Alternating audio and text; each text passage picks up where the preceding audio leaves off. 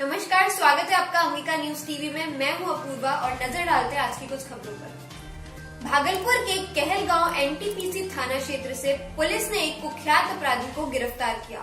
पकड़े गए अपराधी का नाम संजीत तिवारी बताया जा रहा है।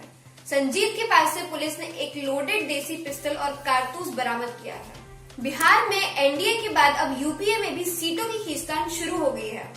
आरजेडी कांग्रेस गठबंधन ने भले ही अपने पक्ष में कई छोटे छोटे दलों को जोड़ लिया है, लेकिन अब इनके बीच सीटों का संतुलन बनाना बड़ी चुनौती हो गई है।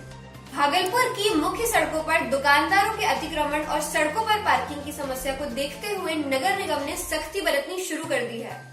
नगर निगम 5 जनवरी से बड़े पैमाने पर अतिक्रमण के खिलाफ सड़क पर कार्रवाई करेगी। पक्के निर्माण को बुलडोजर से तोड़ा जाएगा और कच्चे निर्माण करने वालों को हटाया जाएगा। भागलपुर में बर्ड फ्लू की संभावना को देखते हुए जिला पशुपालन विभाग ने बरारी रोड स्थित कुक्कुट प्रक्षेत्र में आम लोगों के प्रवेश पर पूरी तरह से रोक लगा दी है।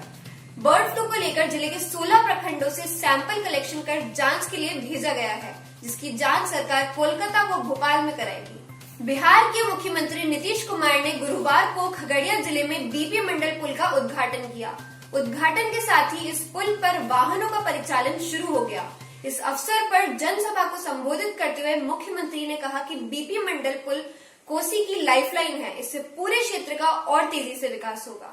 आज की खबरों में बस इतना ही। मुझे दीजिए इजाजत। धन्यवाद।